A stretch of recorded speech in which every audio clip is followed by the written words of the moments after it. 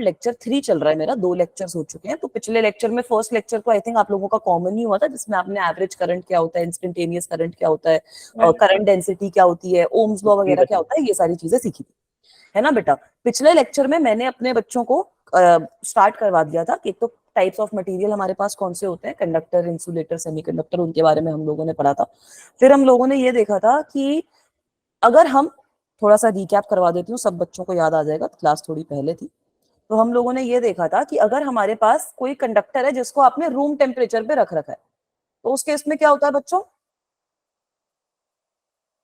अगर हमारे पास कोई कंडक्टर है जिसको हमने रूम टेम्परेचर पे रख रखा है, तो उस केस में क्या होगा? इलेक्ट्रॉन्स की रैंडम मूवमेंट होगी। वेरी गुड, थर्मल एनर्जी रहती है। Very good. खाली थर्मल एनर्जी रहती है रूम टेम्परेचर पे, जिसकी वजह से आपके जो इलेक्ट्रॉन्स रहते हैं वो रैंडम किसी भी डायरेक्शन में किसी भी वेलोसिटी से मूव कर रहे होते हैं।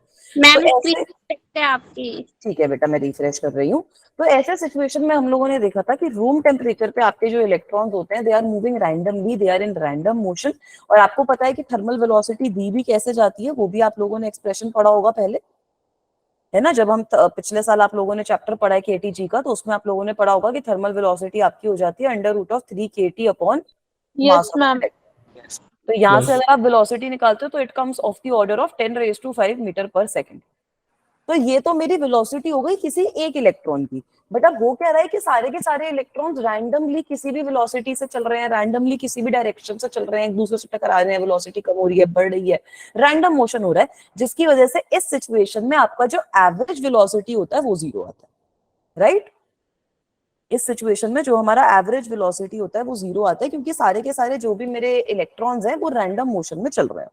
अब दूसरी केस जो हम लोगों ने देखी थी, जहां से ड्रिफ्ट वेलोसिटी की डेफिनेशन आती है बेटा, उसमें क्या करते हैं कि जो हमारे पास कंडक्टर है उसको पोटेंशियल डिफरेंस लगा, बता देना बेटा जब भी स्ट्रक हो, मैं रिफ्रेश कर लूंगी। I have notice that whenever there are थोड़े से ज्यादा students in the class then the screen gets stuck. अभी आ गया बेटा? Yes ma'am. ठीक है, ड्रिफ्ट वेलोसिटी क्या होती है थोड़ी सी ये समझ लो, इसकी डेरिवेशंस वगैरह आई थिंक शायद सर आप लोगों को करवा देंगे। थोड़े से एक्सप्रेशंस में आप लोगों को हेल्प कर देती हूँ। तो बेटा ड्रिफ्ट वेलोसिटी में क्या होता है, अब मेरा ये कंडक्टर है, अगर मैं यहाँ पर पोटेंशियल डिफरेंस कुछ लगा दूं, अगर मैं यहाँ पर इसको पोटेंशियल डिफरेंस से अटैच कर दूं, बैटरी लगा दी यार मैंने, मैम स्टक हो गया। आज ज्यादा स्टक हो रहा है, एक सेकंड बेटा।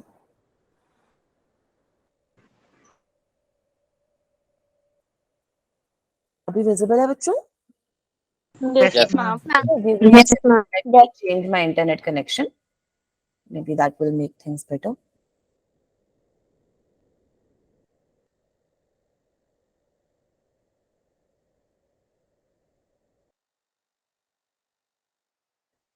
ठीक है, अभी आ रही है? कनेक्शन चेंज कर दिया है अपना। Yes ma'am. ठीक है, हाँ आदत हो गई है अनफॉर्चुनेटली मैम लेकिन अब आपकी वॉइस चलो, नहीं आ रही। यस तो मैम। अब मेरी आवाज नहीं आ रही, तो फिर पहले वाला अब आ रही है। बेटा स्क्रीन स्टक यस होगी मैम तो अब आ थोड़ा रही सा हम है। सह लेंगे। आवाज तो आ रही थी, अब आ रही है? तो इसी वाले से चलो, यस मैम। चेंज करूं? चलो बता देना अगर बीच में कहीं अटकता है तो बता, फिर मैं दूसरा चेंज कर दूं। मैम डिफरेंस की वजह से क्या बेटा? मैम आपकी वॉइस बीच बीच में चली जा रही है।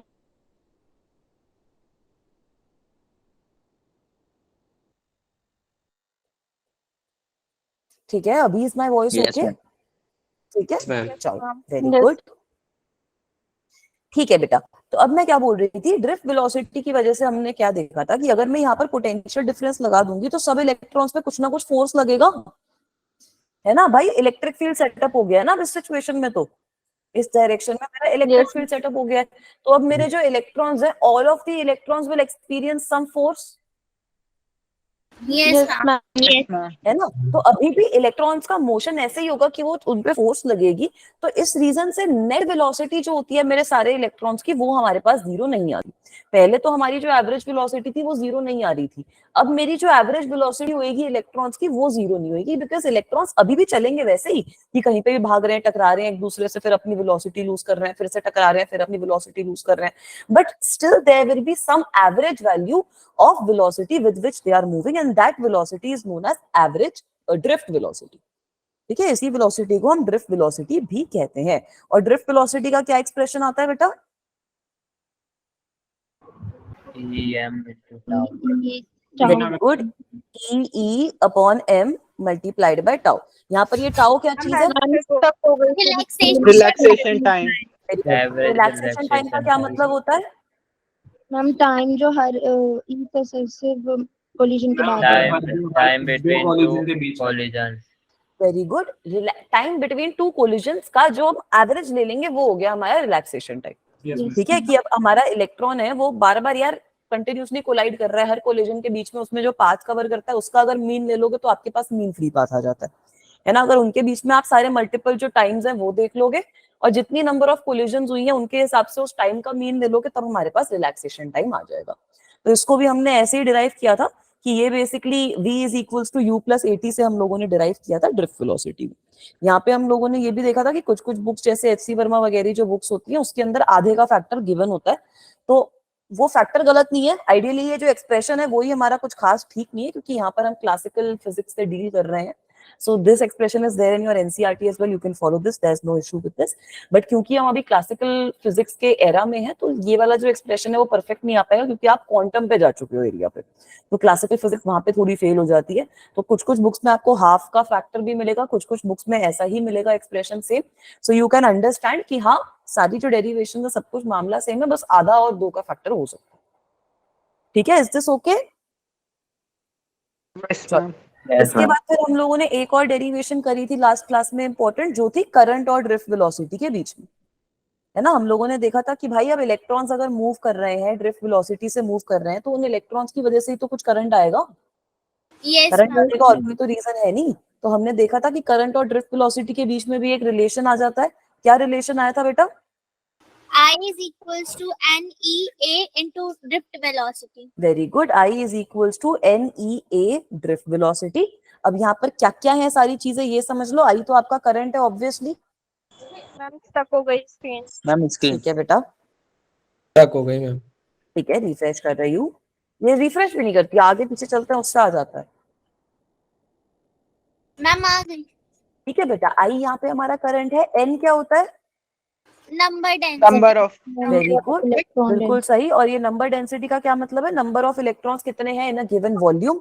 Vd is a drift velocity. Velocity. ठीक है, E जो है वो आपका चार्ज हो गया इलेक्ट्रॉन पे, और A जो है वो हमारा एरिया हो गया। ये सब सही है। Yes ma'am. उसके बाद लास्ट चीज जो हमने देखी थी वो हमने देखी करंट डेंसिटी। तो करंट डेंसिटी आप लोगों ने पहले भी पढ़ रखा है। करंट डेंसिटी का क्या मतलब होता है? Current per unit area. Very good, ma'am current कितने एरिया में कितना करंट है? बिल्कुल सही बोल रहे हो बेटा। करंट डेंसिटी को आप करंट पर यूनिट एरिया के हिसाब से देखते हो, और पर यूनिट एरिया भी वैसे नहीं कि बस ए से डिवाइड कर दिया, normal area per unit normal area से हम देखते हैं। तो इसको हम लिख देते हैं आई अपॉन ए कॉस थीटा के टर्म्स में, है ना। तो यहाँ से आप लोगों ने देखा होगा कि अगर हमें करंट का एक्सप्रेशन लिखना है तो current is actually equals to J dot A. ठीक है, और अगर आपको यहाँ से कोई भी रैंडम कोई चीज जैसे जहां से आपको करंट निकालना आ जाए तो करंट को आप इंटीग्रेट करके निकाल सकते हो इस जे को। तो इसी के ऊपर एक क्वेश्चन भी करेंगे अभी। ये जो मैंने लास्ट वाला एक्सप्रेशन लिखा है ना, इसके ऊपर एक क्वेश्चन करेंगे। ठीक है, यहाँ तक सही है? सब बच्चों को थोड़ा सा क्लियर है ये वाली चीज? इसमें तो कोई दिक्कत नहीं आएगी? No ma'am. ठीक है, No, वेरी ma'am. गुड। चलो तो अब आगे चलते हैं। एक ये क्वेश्चन देखो, इस क्वेश्चन को कैसे सॉल्व करेंगे बताओ। वेरिएबल करंट डेंसिटी का क्वेश्चन है। Current density across a cylindrical conductor of radius r varies in magnitude according to the given equation. Thus, the current density is maximum. यहाँ पर ये जो J नॉट है वो आपका मैक्सिमम है, and it is decreasing as we are going to the surface. तो current आपको बताना है कि कैसे निकालना है। करंट निकाल के बताना है इस क्वेश्चन में। कैसे निकालोगे बताओ? हम करंट डेंसिटी को डिस्टेंस पे जाके इंटीग्रेट करके टोटल हाँ करंट डेंसिटी ठीक है, इंटीग्रेट कर देंगे। अब इंटीग्रेट करने का क्या मतलब है कि अब आपके पास इस तरीके का एक सिलेंडर है, है ना, इस तरीके का हमारा एक मैजिक सिलेंडर की है। जरूरत है, किसकी बेटा? मैजिक की। मैजिक की जरूरत है, अच्छा ठीक है, कर रहे हैं मैजिक। बच्चों को ऐसे मैजिक याद हो गया। नहीं, आज आपके नीट के बच्चे मुझे थोड़े कम लग रहे हैं, जैसे मेरे को जो बच्चों को मैं पढ़ाती थी वो थोड़े विजिबल है नहीं यहाँ पर। अब बेटा इस तरीके का आपको सिलेंडर गिवन है, सिलेंडर का रेडियस आप लोगों को आर गिवन है। आपको बोला है कि जैसे जैसे आप सेंटर से दूर जा रहे हो ना, वैसे वैसे आपकी जो करंट डेंसिटी है वो चेंज हो रही है। तो इसको मैं कुछ इस तरीके से इमेजिन कर सकती हूँ, ये फ्रंट व्यू देख सकती हूँ ना इसका, है ना, कि Yes, जैसे sir. जैसे अब मेरा रेडियस इंक्रीज हो रहा है वैसे वैसे करंट डेंसिटी चेंज हो रही है। तो अब यहाँ पर भी हम यही करेंगे जैसे पहले करते आए हो। Let me consider a small element area. यहाँ पर एक ये स्मॉल एलिमेंट ले लेंगे हम एरिया का, ठीक है, ये मेरा रेडियस आर है। यहाँ पर एक स्मॉल एलिमेंटल एरिया हम लोग ले लेंगे जो आपका एक पतला सा ऐसे स्ट्रिप के फॉर्म में होगा, है ना, पतला सा आप लोगों के इस तरीके से स्ट्रिप के फॉर्म में होगा ये एरिया।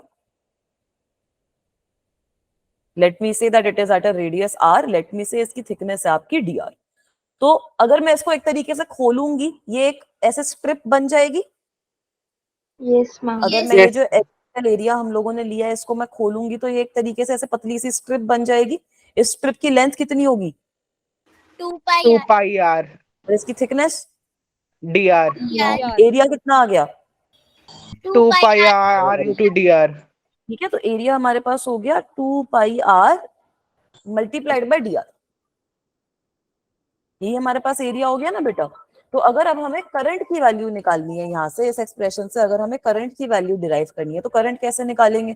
अभी हमने देखा है पिछले केस में करंट की क्या वैल्यू हो जाती है, integral of J j dot dot D. a. Dot a. ठीक है, तो कर लोगे ये वाली चीज, Yes, ma'am. Yes, ma'am. है ना। तो अगर ये वाली चीज हम करते हैं, अब यहाँ पर नॉर्मली है मामला, यहाँ पे आपका मामला नॉर्मली है तो cos थीटा भी आपका 1 ही हो जाएगा। तो जब आप इंटीग्रेट करोगे जे की आपको वैल्यू गिवन है, J naught is 1 minus r upon capital r. तो you will write J naught into 1 minus small r upon capital r multiplied by ये एरिया की टर्म यहाँ पे डाल दो 2 पाई आर डी आर। और इंटीग्रेट कहाँ से कहाँ तक करोगे? 0 से आर तक। Yes, ma'am. Yes, तो ma'am. कर लो ये इंटीग्रेट। अगर ये इंटीग्रेट कर लोगे तो आपके पास टोटल आपका जो करंट फ्लो करेगा इस वायर में से उसकी वैल्यू आ जाएगी। ठीक है, try to do this integration, very simple, power rule लगना है सिंपली आपका। एक बार करके देखो कि क्या वैल्यू आ रही है।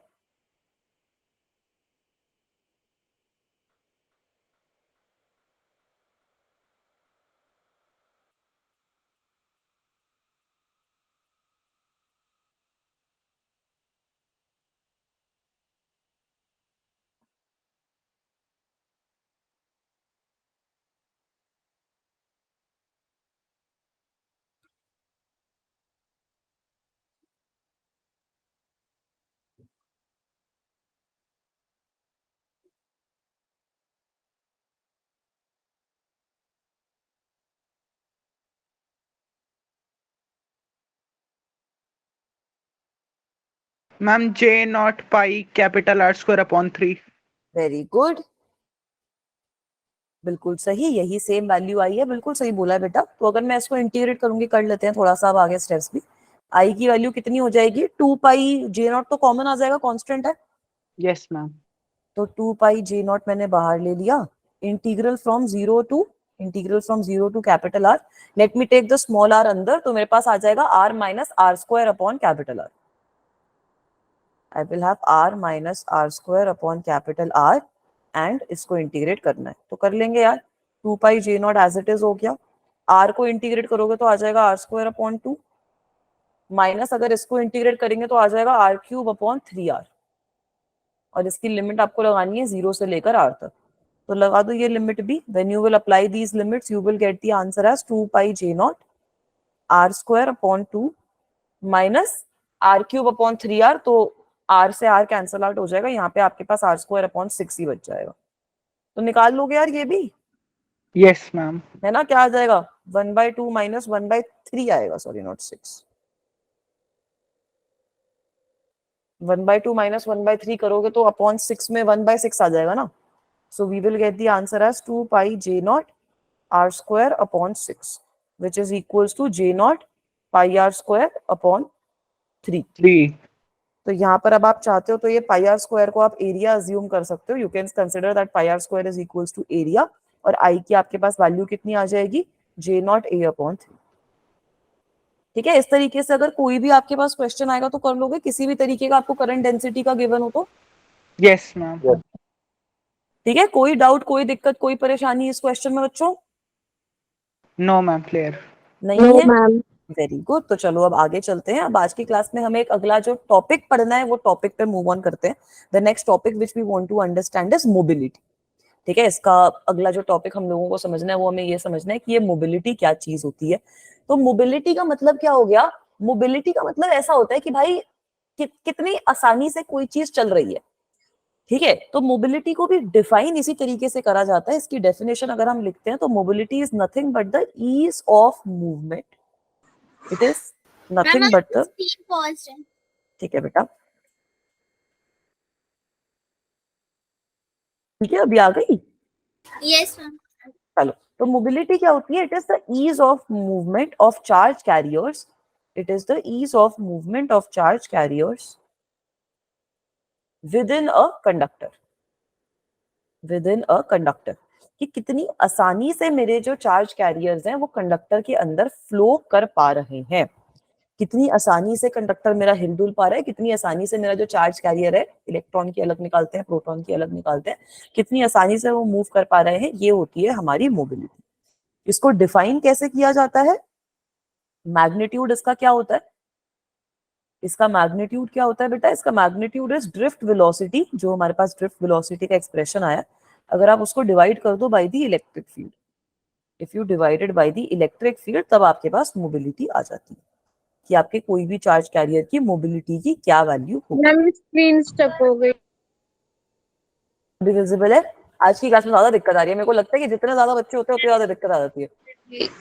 अब ठीक है, अभी मेरी एक क्लास चल रही है, उसमें आजकल 80 स्टूडेंट्स के आसपास आ रहे हैं, तो उसमें भी थोड़ी स्क्रीन स्टक हो रही है। होनी नहीं चाहिए, बट ठीक है, मैंने इंटरनेट भी चेंज कर लिया अपना। अब पता नहीं किसी चीज में दिक्कत है, वो भी समझ नहीं आ रहा है। ठीक है बच्चों, तो अब यहाँ पर आप ड्रिफ्ट वेलोसिटी का एक्सप्रेशन प्लग इन कर सकते हो। Yes. अगर आप ड्रिफ्ट वेलोसिटी का एक्सप्रेशन प्लग इन कर लोगे, मोबिलिटी को हम रिप्रेजेंट करते हैं म्यू से। ये जो सिंबल होता है, ये लंबी टांग वाला U, that is taken for mobility. तो basically it is VD upon E. VD की वैल्यू अभी हमने देखी है कितनी है, ई टाउ अपॉन एम। और यहाँ पर अगर आप 1/e से कर दोगे उसको मल्टीप्लाई, तो मोबिलिटी की वैल्यू आपके पास आ जाएगी ई अपॉन एम। ठीक है, तो ई की जगह अगर आपको कोई भी, मैम टाउ भी तो आएगा। कैंसल हो जाएगा ना? अच्छा, E ई tau और ई upon कैंसिल m हो गया, आएगा। ई टाउ अपॉन एम आ गया। ठीक है, you get E tau upon M. ठीक है बेटा, तो यहाँ पे आप लोग देख सकते हो कि अब जैसे अगर आप प्रोटॉन और इलेक्ट्रॉन की बात करते हो, तो इलेक्ट्रॉन तो बहुत हल्का होता है, उसकी मोबिलिटी कितनी ज्यादा होगी, और proton is much much much heavier than an electron. तो दैट इज व्हाई हम प्रोटॉन के मूवमेंट के बारे में तो बात ही नहीं कर पाते ना। जो ये बड़े बड़े पॉजिटिव चार्ज कैरियर्स होते हैं वो इतने भारी होते हैं कि उनके मूवमेंट की हम बात ही नहीं करते, हम इलेक्ट्रॉन के मूवमेंट्स की ही बात करते हैं। कुछ कुछ एडवांस बुक्स में आप देखोगे कि वो पॉजिट्रॉन के मूवमेंट की बात कर रहे हैं, तो वो कुछ नहीं है, वो इलेक्ट्रॉन का उल्टा पार्टिकल है। जिस डायरेक्शन में इलेक्ट्रॉन चल रहा है, आप अज्यूम कर लो कि एक पॉजिटिव पार्टिकल उसकी उल्टी डायरेक्शन में चल रहा है। ठीक है बेटा, बट बात हम इसी के मूवमेंट की कर पाते हैं क्योंकि इसकी मोबिलिटी की कुछ वैल्यू आती तो है, बाकियों की तो कोई मोबिलिटी की वैल्यू ही नहीं आती। ये सही है? Ma'am. जो हाँ बेटा। पॉजिट्रॉन कंसीडर करते हैं उसका मास इलेक्ट्रॉन के बराबर होता है। हाँ, पॉजिट्रॉन का मास इलेक्ट्रॉन के बराबर होता है, चार्ज खाली उल्टा होता है।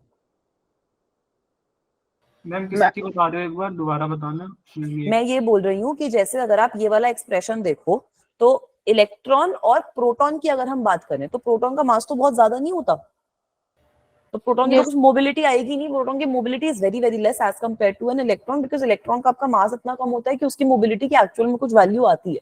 So that is why conductors के अंदर वो बहुत इजीली फ्लो कर पाते हैं जो हमारे इलेक्ट्रॉन्स होते हैं। कुछ कुछ बुक्स में आप देखोगे कि वहां पे वो पॉजिट्रॉन लिख देंगे, तो positron is nothing but electron का एंटी पार्टिकल, एक तरीके से आप मान सकते हो। तो इलेक्ट्रॉन जो होता है वो हमारा नेगेटिवली चार्ज है, उसी के मास के इक्वल, उसी के चार्ज के इक्वल अगर आप एक पॉजिटिवली चार्ज पार्टिकल कंसिडर कर लोगे तो वो आपका पॉजिट्रॉन हो जाता है। ठीक मैम है, अगर हम यहाँ पे इलेक्ट्रिक फील्ड को पोटेंशियल डिफरेंस अपॉन आर से रिप्लेस करें तो मैम हमारी मोबिलिटी इनवर्सली प्रोपोर्शनल आ जाएगी पोटेंशियल डिफरेंस के।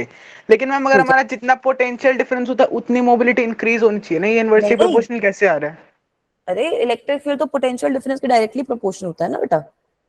नहीं मैम, मोबिलिटी इनवर्सली प्रोपोर्शनल आ रहा है ना, पोटेंशियल कैसे? तो डायरेक्टली प्रोपोर्शनली तो आ जाएगी ना। यहाँ से तो इलेक्ट्रिक फील्ड का तो एक्सप्रेशन कट गया आपका, तो इलेक्ट्रिक फील्ड के एक्सप्रेशन पर तो फिलहाल ये डिपेंड ही नहीं कर रहा। अगर आप बात करो इस वाले एक्सप्रेशन को, आप देखो VD अपॉन ई, तो आप बोल रहे हो कि अगर हम पोटेंशियल डिफरेंस बढ़ाएंगे तो मोबिलिटी बढ़ जानी चाहिए। नहीं, अगर आप पोटेंशियल डिफरेंस बढ़ाओगे तो ड्रिफ्ट वेलोसिटी भी बढ़ेगी, इलेक्ट्रिक फील्ड भी बढ़ेगा।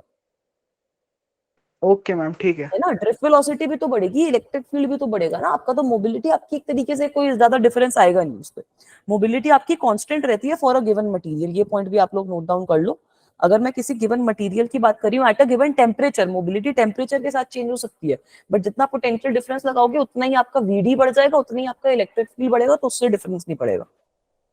ठीक है, तो म्यू Yes. बेसिकली आपका टेम्परेचर के साथ क्या वो मतलब डायरेक्टली प्रोपोर्शनल है, यूनिवर्सली है मैम?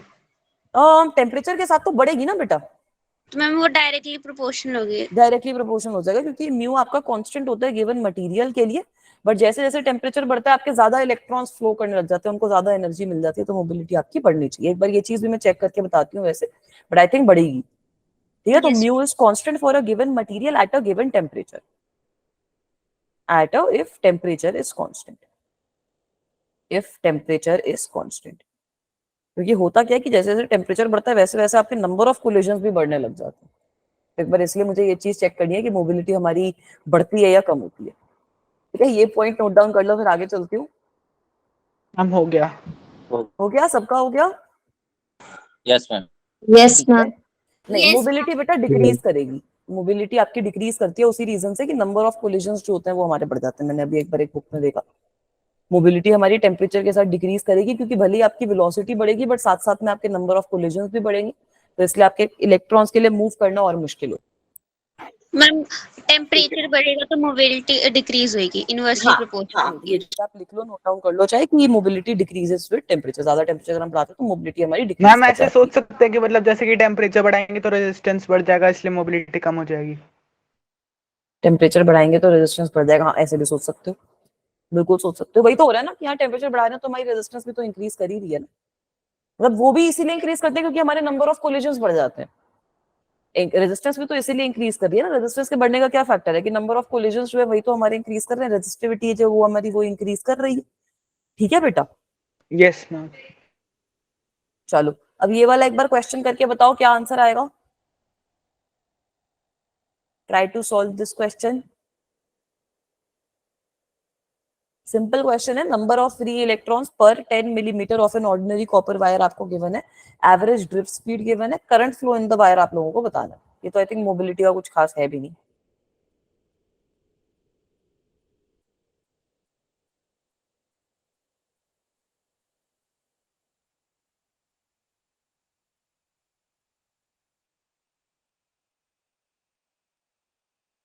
ठीक है, कैसे करोगे यार, सिंपल क्वेश्चन है। एक कंडक्टर है आपके पास, ये आपका कंडक्टर आ गया, और आपको पता ही है करंट की वैल्यू कितनी होती है।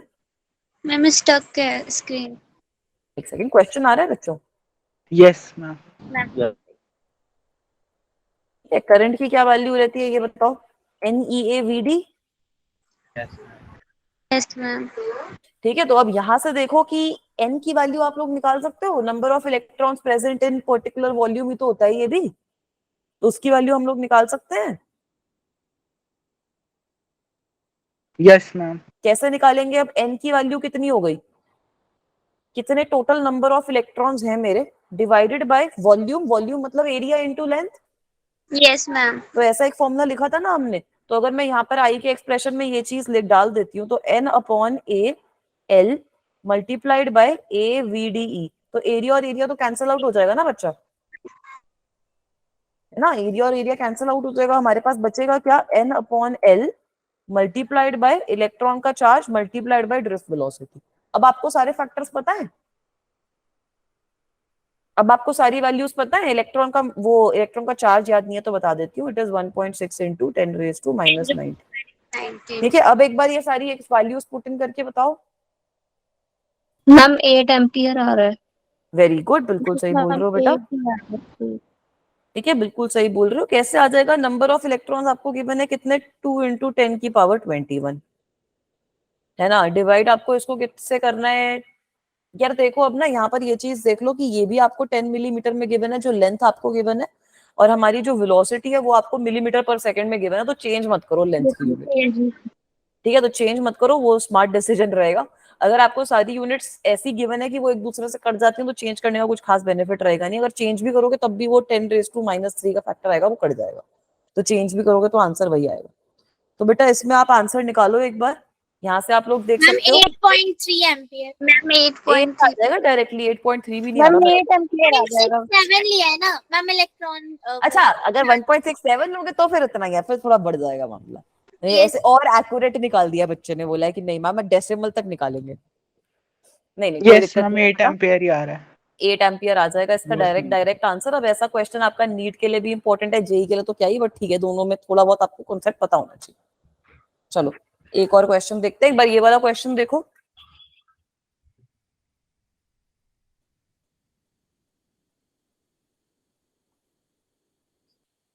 ये और सिंपल क्वेश्चन है।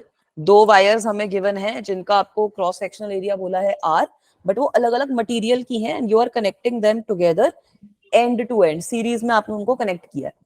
आपको दोनों की जो डेंसिटीज है वो अलग अलग बोल रखी है, आपको बताना है कि ड्रिफ्ट वेलोसिटी का रेशियो क्या होगा, ये बताओ। ड्रिफ्ट वेलोसिटी का रेशियो क्या होगा?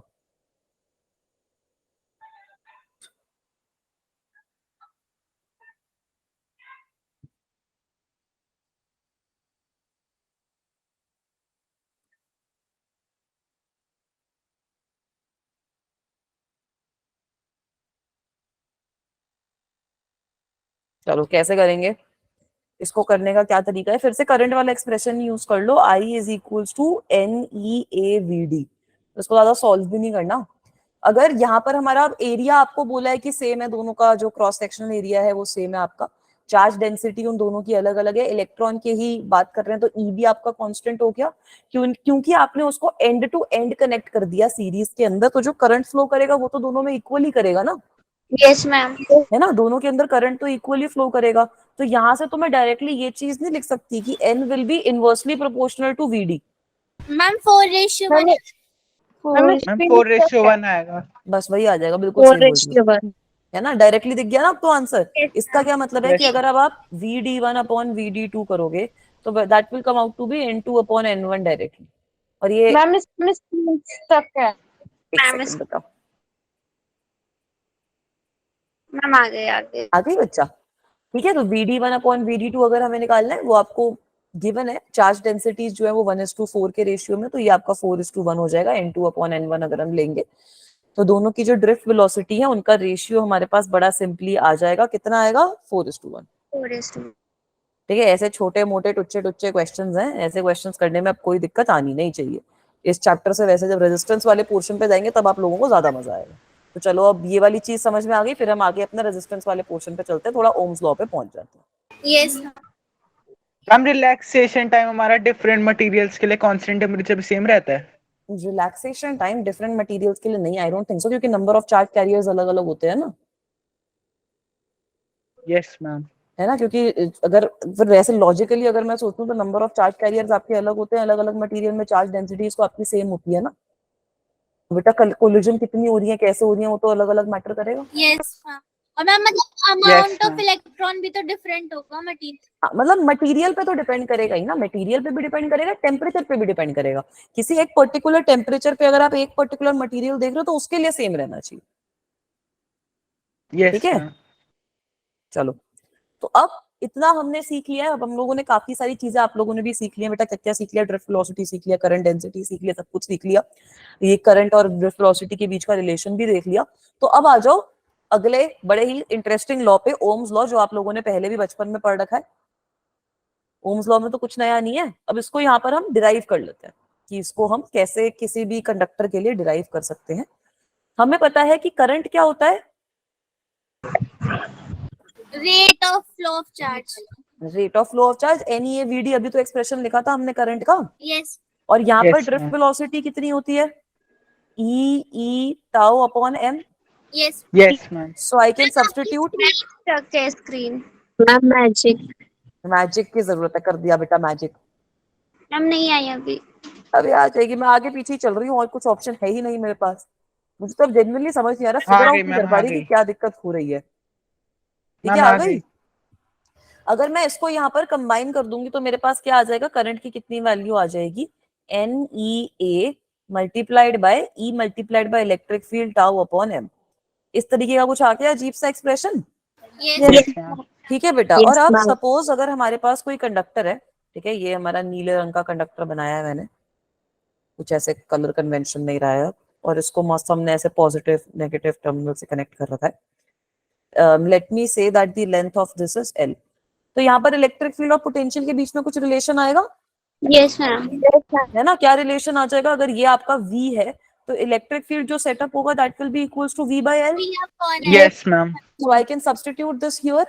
इलेक्ट्रिक फील्ड के एक्सप्रेशन में I can substitute this, Yes, ma'am. right? Yes, मेरे ma'am. पास क्या आ जाएगा, I is equals to NEA multiplied by E tau upon M multiplied by potential upon L।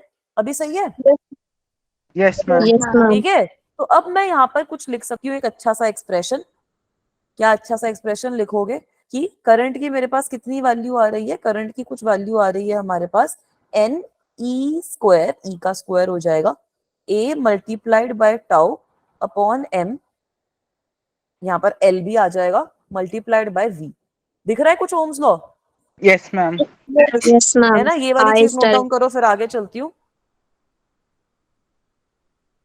ठीक है। Done. ओम्स लॉ यही तो देखा था कि दोनों एक दूसरे के प्रोपोर्शनल होते हैं।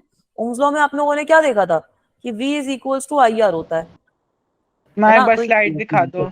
हाँ देख लो बेटा, तो ये V is equals to IR के फॉर्म में लिख सकते हो ना। आपके पास रेजिस्टेंस का भी एक एक्सप्रेशन आ जाएगा यहाँ से। Yes, ma'am.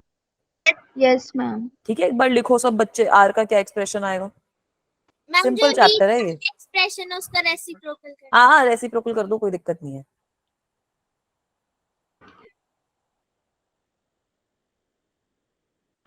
मैम वो तो ऊपर हो जाएगा फिर रेसिप्रोकल। हाँ रेसिप्रोकल कर दो, उल्टा दे दो ना उसको। Yes, ma'am, हो गया। ठीक है, मैम, तो क्या आ मैम हो जाएगा, गया। V की क्या वैल्यू आ जाएगी। हाँ NE स्क्वायर टाउ है। हाँ, tau tau multiplied by area A. Into I। Yes. आ गया Ohm's law. Yes ma'am. Ma'am ये और ये पूरी टर्म ओम्स, कांस्टेंट हो जाएगी।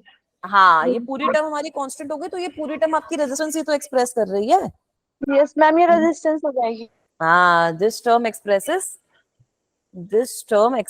रेजिस्टेंस। मैम लेकिन ये किसी एक कांस्टेंट टेम्परेचर के लिए तो रहेगा ना? हाँ ये भी किसी एक कांस्टेंट टेम्परेचर के लिए कांस्टेंट रहेगा। वो भी अभी हम देखेंगे कि रेजिस्टेंस और रेजिस्टिविटी आपकी टेम्परेचर के साथ कैसे चेंज करती है, वो भी इसी चैप्टर का पार्ट है। ठीक है, तो रेजिस्टेंस की हमारी कितनी वैल्यू आ गई, अगर आप यहाँ से देखो, रेजिस्टेंस हमारे पास आ गया ML upon NE square tau multiplied by area. तो पढ़ा है ना बचपन में कि रो L बाय A आती है, तो यहीं से हमारे पास रो का भी एक्सप्रेशन आ जाएगा। यस अगर आप यहाँ पे इसको रो के टर्म्स में लिखोगे तो यहाँ से आपके पास रो का एक्सप्रेशन भी आ जाएगा। अब यहाँ पर ये NE square too. हाँ, वो रो L बाय होती है तो M upon NE square tau आपके पास उसका आ जाएगा रो का एक्सप्रेशन, वो आपकी रेजिस्टिविटी हो जाएगी। वैसे ही कंडक्टिविटी और कंडक्टेंस वगैरह भी पढ़ा होगा बचपन में, तो रो का उल्टा होता है ये सारी चीजें। Yes, ma'am. यस वो भी आ मैम। जाएगा, वो भी आ जाएगा, उसमें भी क्या दिक्कत है, हम है ना बेटा। तो ये हमारे पास रेजिस्टेंस आ गई। और यहाँ पे आप लोगों को सारी टर्म्स में कोई डाउट नहीं होना चाहिए। M is for mass of the electron, L होता है आपका जो भी आपने कंडक्टर लिया है उसकी लेंथ कितनी है, N है आपकी नंबर डेंसिटी। ठीक है, N आपकी नंबर डेंसिटी के बराबर रहती है, number of electrons divided by volume basically. ठीक है, ये वाला आपका टेम्परेचर के साथ बदलेगा भी मामला, N का जो मामला रहता है। फिर अब आप बात कर सकते हो E की, तो E हमारा चार्ज ऑन एन इलेक्ट्रॉन हो गया। Then we are having average relaxation time, relaxation time भी जो होगा वो आपका टेम्परेचर के साथ चेंज होएगा। और आपके पास एरिया है, ठीक है, और आपके पास एरिया है। तो यहाँ पर आप देख सकते हो कि रेजिस्टेंस है हमारे पास, और ये जो रेजिस्टेंस होती है it depends on the material which you are using. Obviously it also depends on the dimensions कि आपने कौन कौन सी डायमेंशंस अपनी यूज करी है, and it will depend on the temperature as well. Is this okay? Yes ma'am. ठीक है, ये वाली चीज कर लो नोट डाउन, फिर आगे चलूंगी। मैम इसमें जो M divide by NE square जो टाउ है वो रॉ कैसे बन रहा है resistivity? Rho L by A से कंपेयर करोगे ना। यस मैम, वो L बाय तो वो रॉ बना देगा ना वो। हाँ, L बाय तो A को अगर L बाय हटा A दोगे, तो अलग हो जाएगा। तो मैं मैम बोल वो रही हूँ, अगर आप देखो रेजिस्टेंस का ऐसा कोई एक्सप्रेशन पढ़ा है बचपन में, यस यस मैम। मैम। तो यहाँ से ये मैम, L मैम, बाय वो A पता को है ना अलग मेरे कर दो को। ना, मैम एल और ए को अलग कर दिया मैंने तो हाँ, मतलब तो ये रो तो की फिर तो बिना डिपेंडिंग वाली वो बच गई सारी। नहीं, रो आपके पास क्या आ गया, m upon N E square tau आ गया ना बेटा। यस तो मैम। अब आपकी रेजिस्टिविटी जो होती है वो किसी मटेरियल के लिए किसी गिवन टेम्परेचर पे कांस्टेंट होती है, तो वही तो ये चीज प्रूव भी कर रहा है। अब रेजिस्टिविटी आपके मटेरियल पे तो डिपेंड करेगी, नंबर डेंसिटी कितनी है, मास कितना है, ये सब आपके मटेरियल पे मास तो चलो इलेक्ट्रॉन का है, नंबर डेंसिटी कितनी है वो मटेरियल पे डिपेंड कर गई। और यस मैम। टाउ और नंबर डेंसिटी आपके टेम्परेचर के साथ भी चेंज हो सकते हैं, तो टेम्परेचर पे भी डिपेंड कर गई। Okay ma'am. ठीक है, यस मैम। Yes ma'am. हाँ बेटा, डेंसिटी और रिलैक्सेशन टाइम दोनों पे डिपेंड कर रही है। हाँ राइट। Okay ma'am. ठीक है, एन पे भी डिपेंड कर रही है। यहाँ पर एन जो है अगर आप चाहते हो तो मैं थोड़ा बड़ा करके इसको लिख सकती हूँ और एक्सप्रेशन को, let me write it like this, that we are having R is equals to, क्या वैल्यू आई थी आर की, M L L by upon N N square E square tau multiplied by area. A. ठीक है, तो यहाँ पर अब जो मास है वो तो आपका मास ऑफ द मटेरियल हो गया, मास ऑफ इलेक्ट्रॉन है। एल जो है हमारा that is length of conductor, L जो होता है वो होता है आपका लेंथ ऑफ कंडक्टर, ए होता है आपका एरिया ऑफ क्रॉस सेक्शन। ये आप लोगों ने तो बचपन में पढ़ा है कि एल बाय ए पे तो डिपेंड करता ही है कि डायमेंशंस क्या है हमारी। एन हो गया हमारा नंबर डेंसिटी, एन हो गया हमारा नंबर डेंसिटी। यहाँ पर मैं ब्रैकेट में ये भी लिख रही हूँ कि ये टेम्परेचर डिपेंडेंट है। ई हो गया आपका चार्ज ऑन इलेक्ट्रॉन, यस। और बची क्या टर्म हमारे पास, टाउ, टाउ हो गया आपका एवरेज रिलैक्सेशन टाइम। ये भी आपका टेम्परेचर पे डिपेंड करेगा, this also depends on temperature.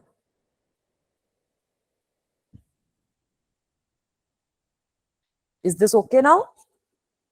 Yes ma'am ma'am. ये स्लाइड भेज दोगे आप हमारे ग्रुप में? अरे हाँ हाँ, मैं तुम्हारे शायद सर को भेज दूंगी, वो तुम्हारे ग्रुप में भेज देंगे।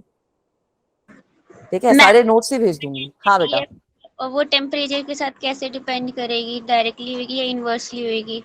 बेटा नंबर डेंसिटी आपकी इंक्रीज करती है टेम्परेचर के साथ। एक बार ये वाली चीज भी मैं वेरीफाई करके बताती हूँ। जितना मुझे पता है कि नंबर डेंसिटी जो होगी वो हमारी टेम्परेचर के साथ बढ़ती है, क्योंकि ज्यादा चार्ज कैरियर्स निकल जाते हैं। Okay ma'am. ठीक है, क्योंकि हमारे पास टेम्परेचर पे जैसे जैसे आप एनर्जी दोगे तो वैसे वैसे आपके ज्यादा चार्ज कैरियर छूट छूट के निकल जाएंगे ना, यस तो मैम। नंबर डेंसिटी आपकी टेम्परेचर के साथ बढ़ती है। और मैम रिलैक्सेशन टाइम टेम्परेचर के साथ? रिलैक्सेशन टाइम तो अभी हमने डिस्कस किया था ना, कम हो जाता है, क्योंकि ओके ज्यादा मैम। नंबर ऑफ कोलिजन्स होते हैं, ज्यादा फ्रीक्वेंटली आपके कोलिजन्स होंगे, तो रिलैक्सेशन टाइम कम हो जाना चाहिए। एक बार ये डेंसिटी वाली चीज भी मैं कंफर्म करके बताती हूँ कि इंक्रीज करती है डिक्रीज करती है। राइट राइट, तभी रेजिस्टिविटी बढ़ती है बेटा। नंबर डेंसिटी में मुझे शायद लग रहा है कि डिक्रीज ही होगी। नंबर डेंसिटी अब क्या होता है, हमारे डिपेंड करते हैं कि कौन से मटेरियल को हम यूज कर रहे हैं। अगर आप लोग कंडक्टर्स यूज करते हो तो कंडक्टर्स में तो नंबर डेंसिटी का कुछ खास इंपैक्ट आता नहीं है, क्योंकि उसमें ऑलरेडी आपके पास इलेक्ट्रॉन्स वगैरह जो है वो आपके फ्री हैं। अगर आप लोग यूज करोगे सेमीकंडक्टर्स, तो सेमीकंडक्टर्स में नंबर डेंसिटी पे फर्क आएगा। कंडक्टर्स के लिए तो आपकी नंबर डेंसिटी जो होती है वो कांस्टेंट ही रहती है। सेमीकंडक्टर्स अगर आप यूज करते हो तो उस केस में आपकी जो नंबर डेंसिटी होती है वो चेंज हो सकती है जैसे जैसे टेम्परेचर चेंज होता है, क्योंकि कंडक्टर्स में तो आपके फ्री इलेक्ट्रॉन्स हैं ही ना। सेमीकंडक्टर में ये होता है कि और ज्यादा इलेक्ट्रॉन्स जो है वो निकल निकल के अपने भागेंगे। कंडक्टर के केस में तो आपके जो फ्री इलेक्ट्रॉन्स हैं वो ऑलरेडी आप लोगों के पास होते हैं।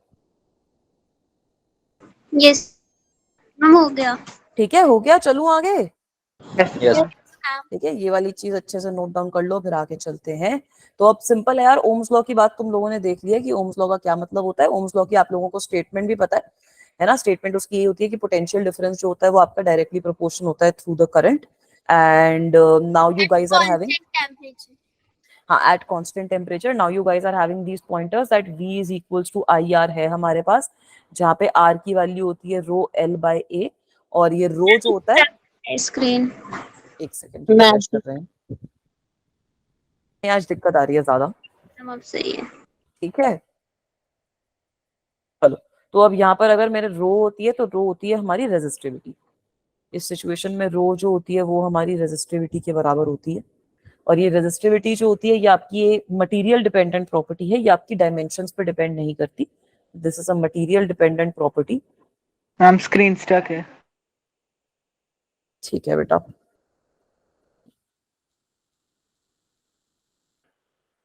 अभी आया? Yes ma'am. Yes ma'am. ठीक है, मैं क्या बोल रही हूँ कि रेजिस्टिविटी आपकी मटेरियल डिपेंडेंट प्रॉपर्टी होती है और ये डायमेंशंस पे डिपेंड नहीं करती। अगर मेरे पास कॉपर है, सपोज कॉपर की मैंने वायर बना दी और उसी कॉपर की मैंने एक शीट बना दी, तो दोनों की रेजिस्टिविटी जो होगी वो मेरी सेम होनी चाहिए। ठीक है, रेजिस्टिविटी आपकी डायमेंशंस पे डिपेंड नहीं करेगी, रेजिस्टेंस आपकी डायमेंशंस पे भी डिपेंड करेगी। रेजिस्टिविटी की वैल्यू भी हम लोगों ने देखी है, कितनी होती है, m/ne² टाउ। सही है ये वाली चीज? Yes ma'am. ठीक है, तो आ गया ओम्स लॉ। मैम इस मैम step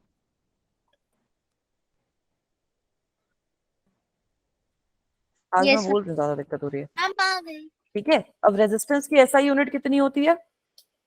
ओम। मैम ओम होती वेरी गुड, रेजिस्टेंस की एसआई यूनिट बिल्कुल सही बोला। रेजिस्टेंस की एसआई यूनिट हमारे पास ओम आ जाती है और रेजिस्टिविटी की क्या होगी? Ohm metre.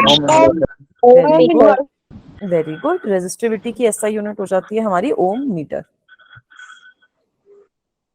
ठीक है बेटा, अब आपकी रेजिस्टेंस क्या रिप्रेजेंट करती है कि भाई मेरी जो वायर्स हैं उनके अंदर कोलिजन हो रही है, जो भी मेरे इलेक्ट्रॉन्स हैं उनको चलने में दिक्कत हो रही है, तो रेजिस्टेंस हमारी उस हिसाब से आ जाती है। इसी के अलावा एक उल्टी टर्म भी होती है हमारी कंडक्टेंस और कंडक्टिविटी। कंडक्शन और राइट, कंडक्टिविटी। Very good. तो कंडक्टेंस क्या होती है अब हमारी? Ma'am inversely proportional ma'am Inversely proportional of resistance. Inversely proportional नहीं, कंडक्टेंस का फॉर्मूला ही होता है 1/r। इनवर्सली प्रोपोर्शनल नहीं होती, कंडक्टेंस आपकी होती ही 1/r। Ma'am reciprocal of resistance. Right, very good. और इसकी बिल्कुल सही बेटा, और इसकी एसआई यूनिट क्या होती है? ओम इनवर्स ठीक है, इसका ना ओम इनवर्स कहते हैं या फिर इसको उल्टा ओम ही बना देते हैं, इसको कहते हैं मो। मो। इसको कहा जाता है मो। मैम स्क्रीन स्टॉप है। मैं 3 स्टेप है। आ गया बेटा? नो अभी नहीं। मैम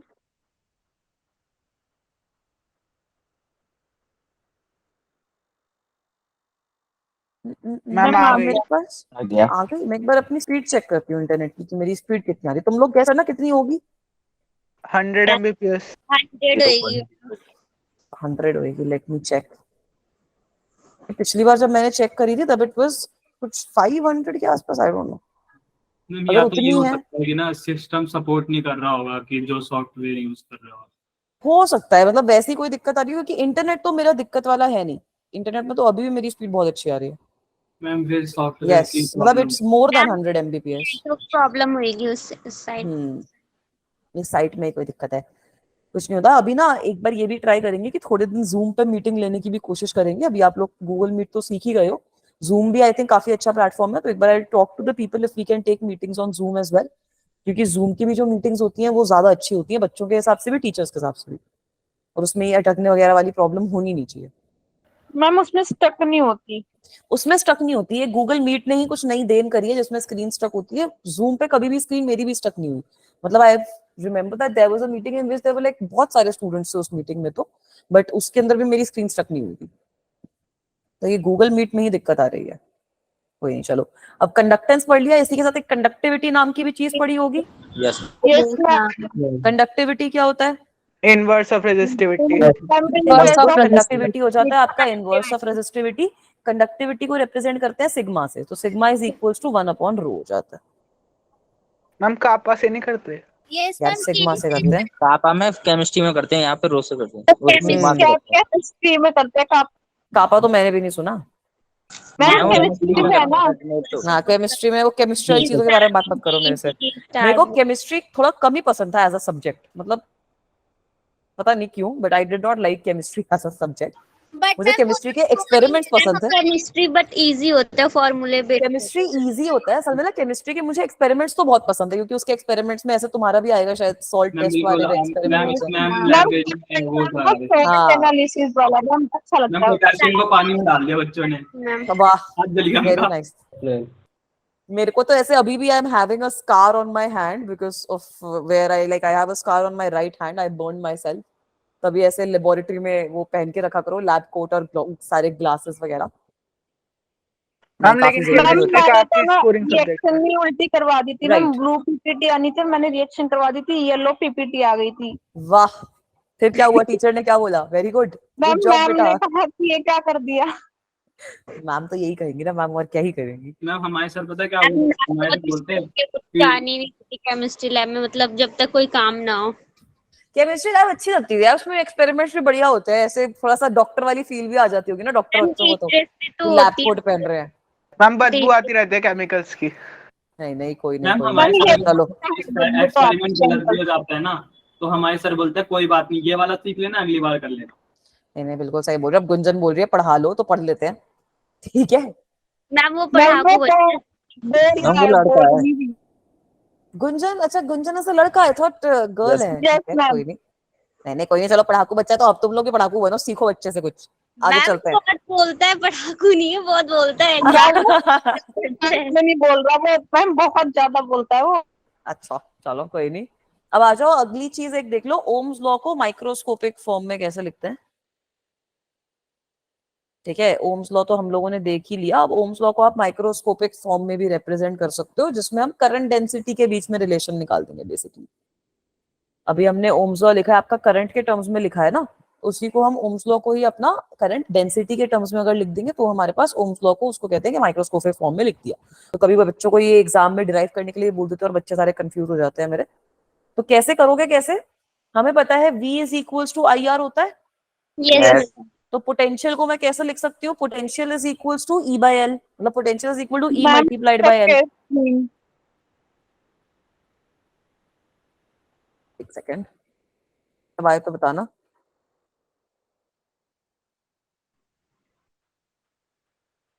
हम नहीं आया अभी।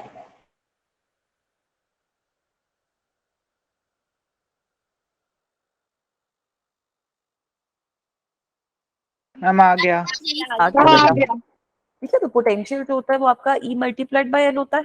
करंट डेंसिटी को क्या लिख सकते हैं हम? I is equals to J multiplied by A लिख सकते हो, यस Yes. मैम। यस है ना। अगर मैं यहाँ पर बोल रही हूँ कि नॉर्मली चल रहा है आपका क्रॉस सेक्शनल एरिया, हमने ऐसे लिए कि करंट हमारा नॉर्मल चल रहा है। So let me substitute all these things here, what will I get? I will get EL is equals to J multiplied by A, R की जगह let me write rho L by A। Cut गया सब कुछ, yes L से L cut गया, area से area cut गया, मेरे पास बचेगा क्या? इलेक्ट्रिक फील्ड मेरे पास कितना आ गया? रो मल्टीप्लाइड बाय करंट डेंसिटी। जे।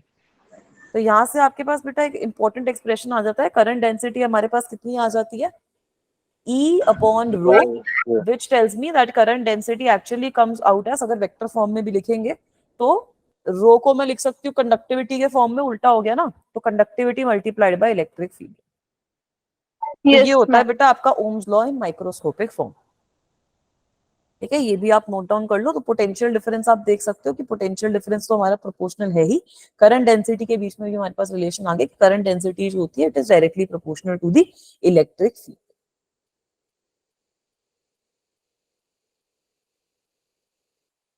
ठीक है, ये वाली चीज नोट डाउन कर लो। चलो मैम एक सेकेंड। तो इसकी भी ना डेरिवेशन कभी कभी आप लोगों से पूछ लेते हैं।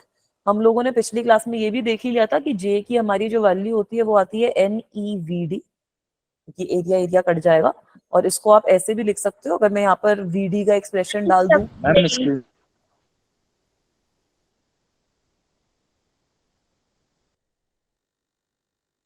अभी आ गया बेटा? No ma'am no ma'am. Yes ma'am. आगे मैम आ गई। आ गया बच्चा? तो और जे में अगर मैं ये सिग्मा के टर्म्स में इसका एक्सप्रेशन लिख दूं, तो सिग्मा आपका 1 अपॉन रेजिस्टिविटी होता है। तो सिग्मा के टर्म्स में इसका एक्सप्रेशन हो जाएगा NE square tau upon M multiplied by electric field.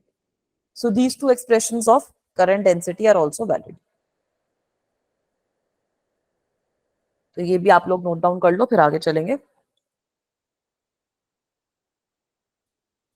Done ma'am. Done, very good. Should we move ma'am forward? Wait. अच्छा वेट, ठीक है कोई नहीं।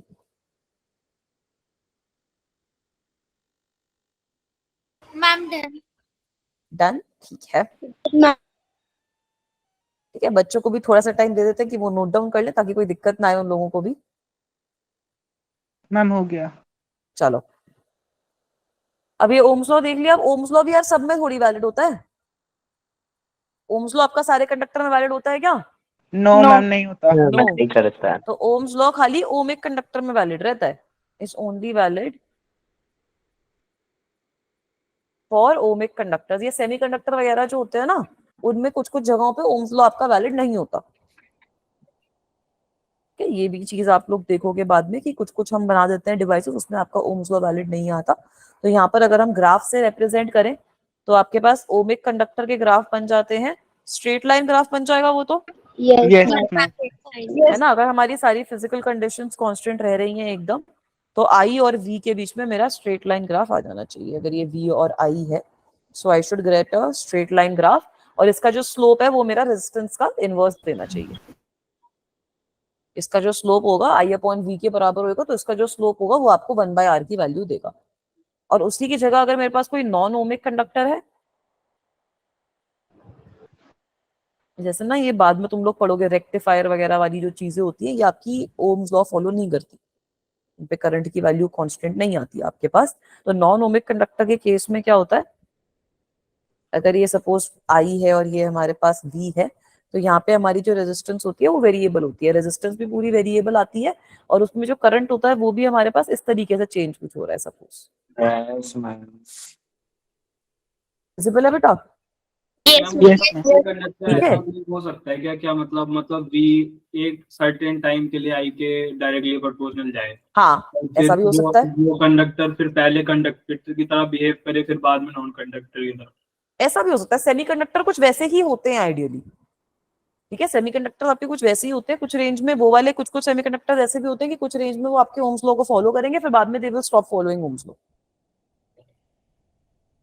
ठीक है बेटा, इसका एग्जांपल मैं सर्च करके आपको बताती हूँ, बट ऐसा भी पॉसिबिलिटी होती है कि थोड़े टाइम के लिए ओम्स लॉ फॉलो करे, फिर किसी पर्टिकुलर टेम्परेचर के लिए या फिर कहीं पे जाकर हो गई दिक्कत तो वो आगे जाके फॉलो नहीं कर रहे। ठीक है, तो इस सिचुएशन में बेटा आप स्लोप से निकाल सकते हो। इस सिचुएशन में आप लोग स्लोप अगर निकालते हो तो वो स्लोप के लिए जो रेजिस्टेंस होती है वो आप किसी भी पर्टिकुलर पोटेंशियल के लिए उसकी वैल्यू बता सकते हो। पूरी रेंज में आपकी जो रेजिस्टेंस है वो कांस्टेंट नहीं रहती। हम इसका एग्जांपल शायद निक्रोम वायर हो सकता है। मुझे भी वही लग रहा है कि नाइक्रोम वायर में शायद ये एग्जांपल आता है, एक बार लेट मी चेक अभी ही। तो फिर दो हीटिंग के लिए यूज करते हैं ना। नाइक्रोम वायर हमारा ओम्स लॉ तो फॉलो करेगा यार, नाइक्रोम वायर में नहीं आएगी ये मैम दिक्कत। वो तो करता नाइक्रोम है पे तो शायद। कांस्टेंट होती है ना नाइक्रोम की तो कांस्टेंट मैम होती है नाइक्रोम तो रेजिस्टेंस, कांस्टेंट होती है, तभी तो वो कांस्टेंट हीट देता है। तभी वो कांस्टेंट हीट देते हैं। नाइक्रोम वायर में ये दिक्कत नहीं आएगी। सेमीकंडक्टर के किसी मटेरियल में नहीं आएगी ये, अगर आएगी तो प्रॉपर्टी सेमीकंडक्टर हो गया, फिर कोई एलॉय टाइप का मटेरियल हो गया, उसी केस में ये आएगी, क्योंकि वो आपका पहले ओमिक रहेगा, बाद में कुछ नॉन ओमिक की तरह बिहेव करेगा, किसी सर्टेन रेंज के अंदर ओमिक रहेगा, बाकी टाइम आपका नॉन ओमिक ही रहेगा। तो वो वाली चीज में और सर्च करके आप लोगों को बताती हूँ। ठीक है। Deepak is saying gallium arsenide. Maybe I have no idea about chemical compounds. Ma'am gallium तो होता है सेमीकंडक्टर, हाँ, वो सेमीकंडक्टर तो होता है, बट उसमें ये ओम्स लॉ वाली चीज होती है या नहीं होती, वो चीज चेक करनी पड़ेगी। कुछ रेंज में तो करता है शायद, अभी चेक कर लेते हैं। मैम फिर जो नॉन ओमिक कंडक्टर होंगे फिर हमको उसके अंदर सिलिकॉन या जर्मेनियम अलग निकालनी पड़ेगी। राइट। देखो अब जैसे मैंने ये जो गैलियम आर्सेनाइड का देखा है मैंने, तो गैलियम आर्सेनाइड का कुछ इस तरीके का कर्व आ रहा है, पहले कुछ ऐसे है, फिर कुछ ऐसे जा रहा है, फिर कुछ ऐसे हो रहा है। तो कुछ रेंज में ये वाली जो रेंज होगी, यहाँ तक ही आपका ओम्स लॉ फॉलो करेगा, उसके बाद फिर ये ओम्स लॉ फॉलो नहीं करेगा। मैम सिलिकॉन और जर्मेनियम भी तो इसी का हो सकता है। सिलिकॉन और जर्मेनियम तो डायरेक्टली हमारे पास सेमीकंडक्टर मटेरियल्स ही आ गए ना। ठीक है, चलूं आगे? Yes ma'am. ठीक है, चलो। अब ये तो हो गया। अब थोड़ा सा ये समझ लो कि रेजिस्टेंस जैसे हमारे पास किस तरीके से आती है। तो रेजिस्टेंस हम लोगों ने समझ लिया कि रेजिस्टेंस का मीनिंग तो हमें पता है, that R is equals to rho L upon A। और यहाँ पर रो जो होता है, रो आपका क्या हो जाता है value? Ma'am n e square n upon में m e square tau. Ma'am stuck है स्क्रीन। आज की क्लास में ज्यादा दिक्कत हुई है। मैम स्क्रीन शो नहीं होती, अभी हो रही है बच्चों? मैम स्टक हो गई है ना। हाँ, वो मैं रिफ्रेश कर रही हूँ ना। मैम उसको अच्छा नहीं लग रहा है, दूसरे हाँ, बच्चे आ गए हैं, वो बोल रहा है कि यही क्या हो गया आज। मैम ये हर क्लास में होता है आपके साथ, 11th में भी अरे होता हर था। क्लास में होता है, 11th में होता था, बट आज ज्यादा हो रहा है। ना अब जैसे दूसरे क्लास हाँ आए 11th में भी ऐसे ही होता था, मैं पढ़ा क्लास हाँ से पहले। हाँ हाँ 11th में भी ऐसा ही हुआ है, बट 11th में फिर भी कम हो गया था बीच में होना, मैम तो लेकिन ज्यादा हो 11 गया। के एंडिंग में बढ़ गया था बहुत ज्यादा, जब आप बहुत एंडिंग में बढ़ गया था, तो वही था ना, एंडिंग में बच्चे बढ़ गए थे। मैम ठीक वो है, अभी फॉर्म आ गई। कर रहा है ना नीट और जेई नहीं से, आ रहा मैम। इंटेलिजेंट है। हाँ आपने रजिस्टिविटी की वैल्यू भी लिखी है क्या? नहीं अभी कहाँ लिखी थी, लिख रही थी वो मैं। RAYL तो मैम सही था, नहीं अरे लिखा तो। हाँ रेजिस्टिविटी हमारी कितनी होती है, m/n/e स्क्वायर। RALYL हो जाएगा। अभी आ गया। मैम अभी नहीं आया। मैम अब तो अभी स्क्रीन ही नहीं आ रही। Yes ma'am. हे भगवान, मैम अब आजकल तो क्या बस हो रहा है। ये आ रहा है अवंती प्रेजेंटिंग। हाँ ये क्या है, ये कुछ बारिश वारिश की वजह से दिक्कत हुई है क्या? क्या बारिश हो गई तो बस इंटरनेट ही चलेगा मैम का? मैम आज तो शायद। बारिश अच्छा हुई थी। आज तो बहुत तेज बारिश हुई है, कम भी नहीं हुई। यस नहीं मैम। मैम यहाँ पे नहीं हुई, बहुत कम बारिश हुई है। हमारे इधर तो नहीं हुई मैम, बस हवा चल मैम बहुत कम बारिश हुई है यहाँ पे। हमारे यहाँ तो काफी बारिश हुई थी यार, शाम को हुई थी, मैम कल आई थी स्क्रीन नहीं वैसे, आ रही आज तो नहीं। आपकी? अभी भी नहीं आ रही क्या? बच्चे बोल रहे हैं आ रही है। नहीं अभी तक नहीं आई। मैम स्क्रीन आ रही लेकिन शो नहीं हो रही। आ गई। अब आ गई। मैम आ गई आ गई। ठीक है, तो ये हमने रेजिस्टेंस के बारे में देखा। अब रेजिस्टेंस जो है ना, आपकी कंडक्टर में, एक ही कंडक्टर में अलग अलग तरीके से भी आ सकती है। अब ये कैसे होएगा, ये भी चीज समझो। सपोज मेरे पास ऐसे कोई कंडक्टर है जो हमारा क्यूब के शेप में है। ठीक है, सपोज मेरे पास इस तरीके का कोई कंडक्टर है।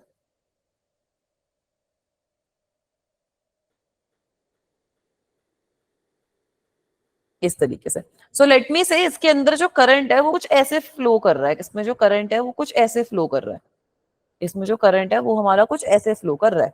तो अब यहाँ पर अगर मुझे रेजिस्टेंस लिखनी होगी, मुझे तीनों साइड गिवन है क्यूब की। ये साइड है मेरी ए के बराबर, ये साइड है मेरी बी के बराबर, और ये जो इसकी हाइट है वो हमें गिवन है सी के बराबर। तो यहाँ पे रेजिस्टेंस कैसे लिखोगे ए बी और सी के टर्म्स में? हम सारी वायर्स रो का मल्टीप्लाइड बाय, नहीं अगर मुझे ये पूरे कंडक्टर की रेजिस्टेंस लिखनी है तो मैं कैसे लिखूंगी? अगर इसमें करंट कुछ ऐसे निकल रहा है, करंट कुछ इस डायरेक्शन में फ्लो हो रहा है, so depending on the direction of current your length and area can change. That is what I am trying to show. How does it change? अब यहाँ पर आप लेंथ कितनी लोगे ए, यस मैम। और एरिया कितना लोगे, क्रॉस सेक्शनल एरिया कितना हो जाएगा इस केस में? दिस विल नहीं, ये B into C. B into C, ma'am B नहीं हो जाएगा। Right, this will become equals to B into C. अब अगर मैं यहीं पर एक दो बार अपनी करंट की डायरेक्शन चेंज कर दूं, अगर मैं ऐसी सिचुएशन में करंट की डायरेक्शन कुछ और ले लूं, तो हमारी ये जो वैल्यू है रेजिस्टेंस की वो चेंज हो जाएगी। So depending on currents direction this can change. तो now suppose I am taking the direction of current as इस तरीके से, अंदर की साइड ऐसे, इस तरीके से ले रही हूं अब मैं डायरेक्शन। अब ये है मेरा ए, वही सेम है डायमेंशंस, ये है बी और ये है सी। तो अब यहाँ पर बताओ रेजिस्टेंस कैसे लिखूंगी? मैम एल जो लेंथ है बी हो हम जाएगी। Rho into very B good, upon length तो मेरी AC। बी के मैम बराबर हो गई। बी और ए सी हो जाएगा। रो बी AC हो अपॉन जाए, AC। AC क्यों हुआ एरिया? क्योंकि यार ये जो पीछे वाला एरिया या फिर ये आगे वाला एरिया भी देख लो तो ये हो जाएगा ना इस केस में क्रॉस सेक्शनल एरिया, ये यस है ना? तो मेरे पास कितना आ जाएगा, rho B upon AC। Very good. ऐसी अगर एक और केस भी अगर आप लोग देखो, सपोज मेरे पास यही सेम रेजिस्टर है, कंडक्टर है मैम वो रो सी अपॉन में ए बी हो जाएगा। हाँ वो रो सी अपॉन में ए भी हो जाएगा, उल्टे उल्टे हो जाएंगे ना सारे। बट समझ में आ रहा है ना कि एक ही कंडक्टर में अगर हम करंट फ्लो चेंज कर देते हैं तो बच्चे ना अंधाधुंध होकर लिख देते हैं रो एल भाई, उनको पता ही नहीं कि एल क्या है और ए क्या है। ठीक है, अगर इस सिचुएशन में मैं जो मेरा करंट है उसकी डायरेक्शन ऐसे ले लूं सपोज, अब मैम हाँ बेटा, मैम दूसरे वाले मतलब इसमें एसी होगा एरिया या फिर ए बी मतलब ए बी होगा? जो आपने एसी लिखा है मैम ए बी होगा या ए बी तो नहीं होगा बेटा, नहीं? एक सेकेंड, हाँ ए बी होगा। तभी तो मैम आपने इसमें बीसी लिखा और इसमें एसी एसी लिख दिया तो एक मैंने नहीं नहीं बेटा, सही है सही है, एसी ही होगा। देखो ना ये वाला जो एरिया है ये कैसे आएगा, ये वाली जो साइड है this is equals to C no, yes ma'am ये तो यही वाला तो एरिया आएगा ना बेटा इस सिचुएशन में। तो ओके मैम है ना, यहाँ पे आपका जो करंट है वो बी के अलोंग जा रहा है, जो एरिया है वो ये वाला आ रहा है। Yes ma'am. ठीक है, अब तीसरी सिचुएशन ये वाली देखो, इस सिचुएशन में क्या होगा ये बताओ। Ma'am rho C upon A B. Very good. अब यहाँ पर आपके पास रो सी तो आई गया। अब यहाँ पर ए बी कौन सा एरिया है बेटा, ये वाली चीज समझो। ए बी आपका ये वाला एरिया है, यही तो हो गया ना क्रॉस सेक्शनल एरिया जो होगा हमारा ये। मैम नीचे वाला, मैम ऊपर वाला हाँ, नीचे वाला जो है। ये जो एरिया है ये आपका क्रॉस सेक्शनल एरिया आप लोगे, तो ये जो एरिया आएगा ये आपका ए बी के बराबर आएगा। अब समझो बेटा कि यहाँ पर एसी क्यों आया, यहाँ पर ए बी क्यों आया। यस। ठीक है, तो डिपेंडिंग ऑन कि आपका करंट की डायरेक्शन क्या है, आप किस तरीके से अपना देख रहे हो सारी चीजें, रेजिस्टेंस आपकी जो होती है वो आपकी चेंज कर सकती है। तो रेजिस्टेंस आपकी अब किन किन चीजों पे डिपेंड कर रही है, मटेरियल पे डिपेंड कर रही है। मटेरियल पे मतलब कौन सा मटेरियल यूज किया है, किस टेम्परेचर पे यूज किया है उस पर डिपेंड कर रही है। डायमेंशंस क्या है आपकी कंडक्टर पे, उस पर तो डिपेंड करेगी ही करेगी। It is also depending on the direction of current, है ना, कि किस डायरेक्शन में आपका करंट फ्लो कर रहा है, उस चीज पे भी आपकी रेजिस्टेंस डिपेंड करती है। Is this okay? चलूं आगे? Yes ma'am. मैम एक सेकंड बस।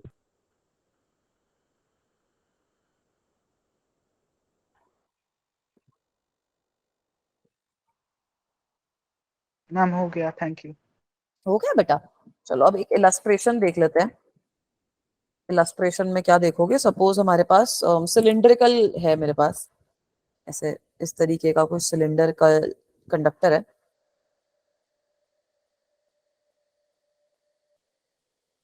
ठीक है, इसमें एक इनर रेडियस है, एक आपका आउटर रेडियस भी है कुछ।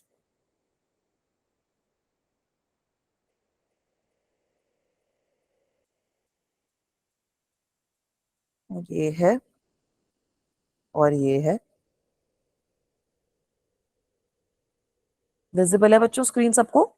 Yes ma'am. ठीक है, इसका जो इनर रेडियस है वो आपको गिवन है R1 और आउटर रेडियस आपको गिवन है कुछ R2 के बराबर।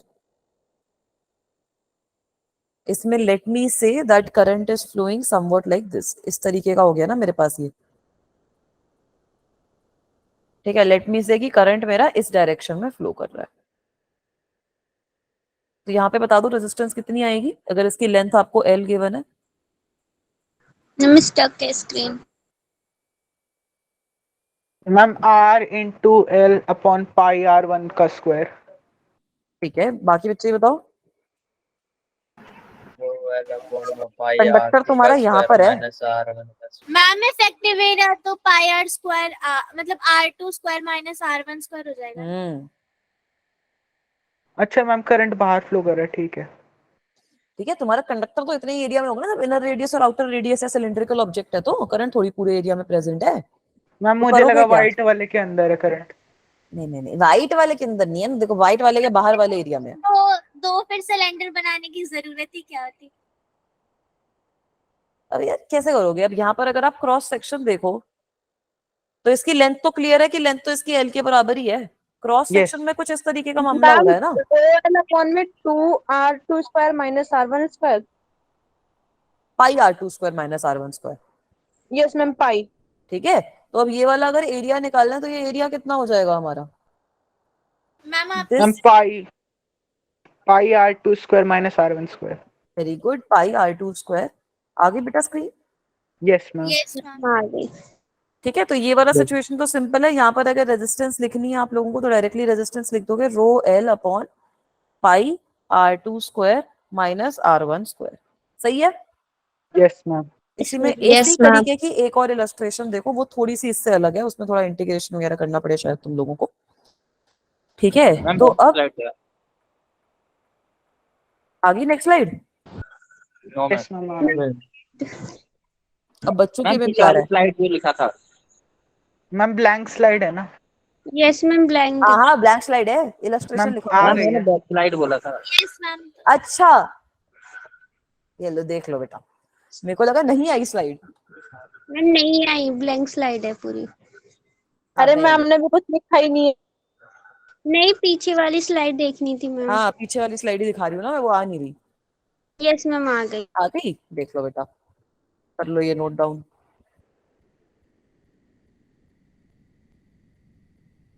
हो गया। हो गया। अब इसी में ना मैं खाली करंट की डायरेक्शन चेंज कर देती हूँ। यही सेम एग्जांपल है, यही सेम एग्जांपल बना भी लो अपनी नोटबुक्स में कि सपोज आपके पास इसी तरीके का कोई सिलिंड्रिकल ऑब्जेक्ट है। ठीक है, उसमें आपका आउटर रेडियस आपका R2 है, इनर रेडियस आपका कुछ R1 है।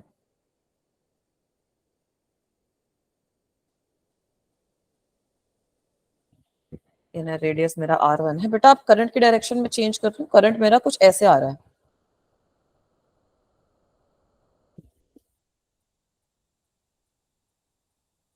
दिख रहा है करंट?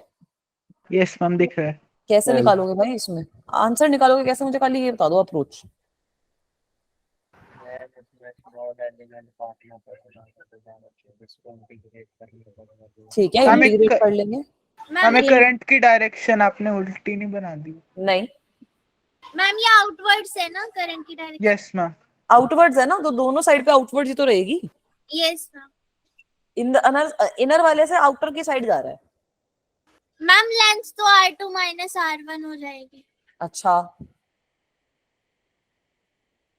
और मैम सरफेस एरिया निकल जाएगा उसका। क्रॉस सेक्शनल एरिया कैसे निकालोगे? मैम जो एरिया है मैम वो कर्व्ड सरफेस एरिया निकल जाएगा सिलेंडर का शायद। इसको कुछ और तरीके से इमेजिन करके मैम सोचो अगर हम question ऐसे को। करें कि जैसे कि हमारी लेंथ आ गई R2 माइनस R1 और मैम अगर हम उसको इमेजिन करें कि हाफ सिलेंडर है R2 माइनस R1 के रेडियस का, उसके बाद उसका कर्व्ड मतलब एरिया निकाल के उसका हाफ कर देंगे, ऐसा कुछ। ठीक है, यहाँ पर एक पुराना कॉन्सेप्ट लगेगा, रेजिस्टर्स इन सीरीज, याद है?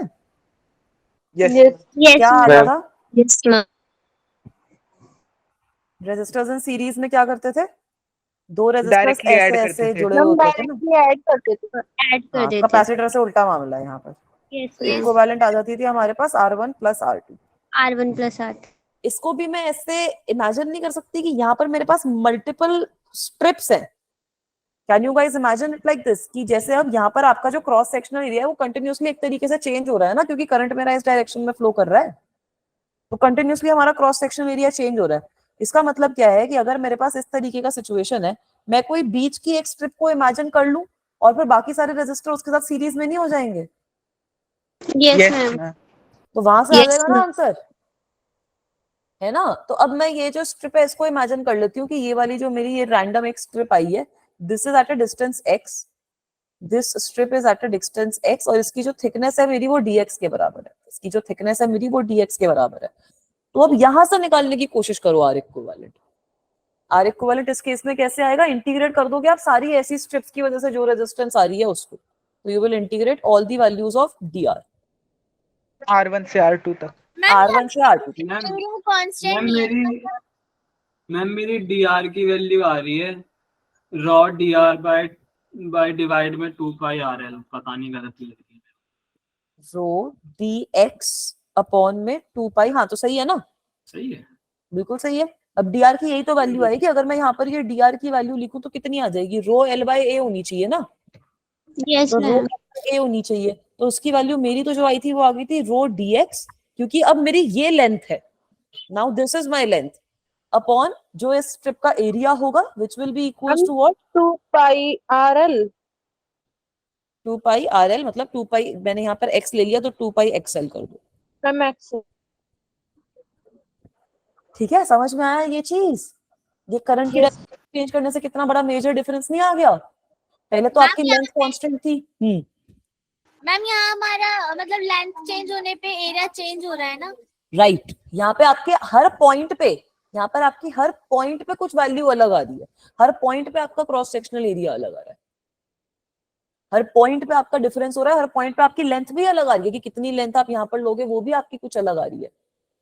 यस है ना बच्चा? तो इस तरीके से अब आपकी रेजिस्टेंस आएगी। अब यहाँ पर इसको इंटीग्रेट कर सकते हैं, यस मैम। तो कर लो इंटीग्रेट। कितना हो जाएगा? रो अपॉन 2 पाई एल तो कॉमन आ गया। में 2 पाई RL log बेस की R2 वेरी गुड। R1 और R2 की लिमिट आएगी यहाँ पर आपकी, और यहाँ पे आपके पास ln भी आ जाएगा, तो इक्विवेलेंट रेजिस्टेंस कितनी हो जाएगी? 1 upon rho upon 2 pi L ma'am into LN log ln R1। सही है? यस मैम ऊपर रो में 2 पाई RL होगा ना? हाँ तो रो ही तो है ये। मैम वो L लग रहा है। ये लो, ठीक है। यस ठीक है, तो ये होता है डिफरेंस। तो यही आपको, जैसे अगर ऐसा कोई क्वेश्चन आता है तो आपको यही देखना पड़ेगा कि भाई किस तरीके से मेरा करंट फ्लो कर रहा है, क्या हो जाएगा मेरा क्रॉस सेक्शनल एरिया, क्या हो जाएगी मेरी लेंथ, फिर आप आगे प्रोसीड करोगे। मैम 2 पाई एल लिख रखा है या रॉ है मैम? मतलब ऊपर रो है, नीचे एल है बेटा। Okay ma'am. ठीक है, रो अपॉन 2 पाई एल है। और कर देती हूँ अच्छे से। मैम क्या है यहाँ पे? एल आपकी है कंडक्टर की लेंथ, टोटल लेंथ हमारी जो कंडक्टर की है वो। ठीक है, कर्व सरफेस एरिया लोगे ना यहाँ पर। Yes ma'am. आपने तो कहा था कि मैम कर्व सरफेस एरिया लेंगे, तो curve surface area 2 pi R L के बराबर होता है। तो नीचे तो मेरे पास कर्व सरफेस एरिया आ गया, ऊपर आपके पास लेंथ आ गई dx के बराबर जो है। यस अभी सही है, सब बच्चों को समझ में आई ये चीज। चलूं आगे? मैम एक Yes, सेकंड बस। नोट डाउन कर लो, फिर आगे चलते हैं। इसके एक दो क्वेश्चन और सॉल्व करते हैं, फिर अगली क्लास में अपन रेजिस्टिविटी वाला जो टॉपिक है, रेजिस्टिविटी टेम्परेचर के साथ कैसे चेंज करती है और रेजिस्टेंस किस तरीके से टेम्परेचर के साथ चेंज करती है, वो वाली बात करेंगे। उसके बाद फिर आपका वो किरचॉफ लॉ वगैरह पढ़ेंगे, फिर रेजिस्टर्स इन सीरीज और पैरेलल पढ़ेंगे। मैम कुछ और फ्लो पहले ही पढ़ेंगे? किरचॉफ लॉ पहले ही पढ़ लेंगे यार, बाद में पढ़ना है तो बाद में भी पढ़ सकते हैं, कोई दिक्कत नहीं है। बट वैसे सीरीज और पैरेलल तो तुम्हें आइडिया है ही ना थोड़ा बहुत, तो अगर पहले भी पढ़ लोगे तो कोई दिक्कत नहीं है। फिर सीरीज और पैरेलल के जो मुश्किल क्वेश्चन है ना, वो भी किरचॉफ लॉ की थोड़ी सी एप्लीकेशन उनमें यूज हो जाती है। मैम हो गया। हो गया? जो सिमेट्री वगैरह वाले प्रॉब्लम्स होते हैं ना, उसमें भी मैं किरचॉफ लॉ थोड़ा सा यूज करवा दूंगी तो बच्चों को और अच्छे से समझ में आएगा। तो किरचॉफ लॉ पहले ही पढ़ लेंगे। ठीक है, अब ये वाला करना है, ये तो सिंपल क्वेश्चन है। ये सब बच्चे एक बार सॉल्व करो, सही ऑप्शन बताओ क्या आ रहा है।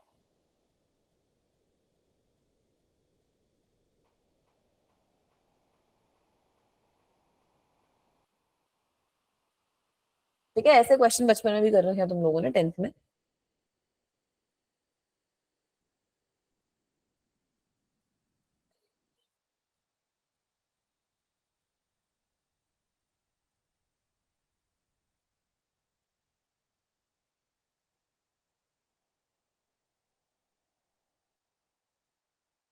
कैसे करोगे भाई?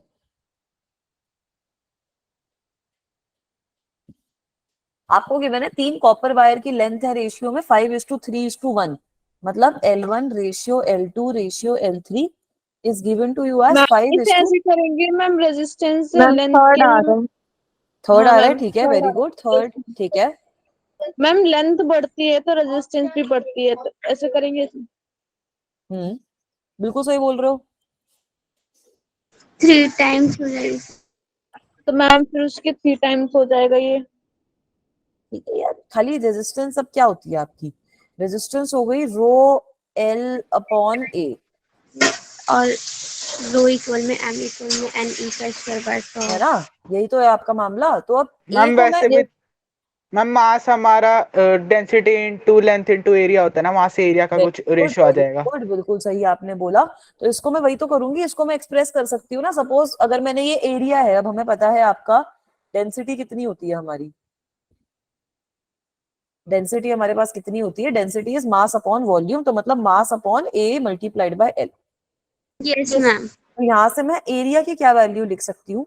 मास upon some density, let me say it is rho prime, mass upon some density multiplied by L. So if I substitute that here, what will I get? Yes ma'am. Ma'am then rho upon में rho prime. रो upon में ऊपर तो मेरे पास L का square हो जाएगा, yes ma'am. है ना, डिवाइडेड बाय M हो गया, ऊपर मेरे पास एक रो प्राइम वाली जो टर्म है वो और आ जाएगी। यही होएगा ना?